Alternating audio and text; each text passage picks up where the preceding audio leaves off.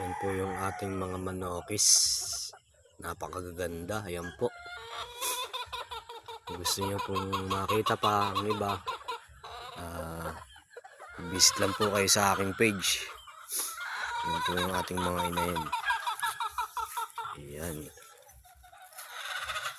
Dito po tayo ngayon sa ating dinedevelop na mini farm. Ayan.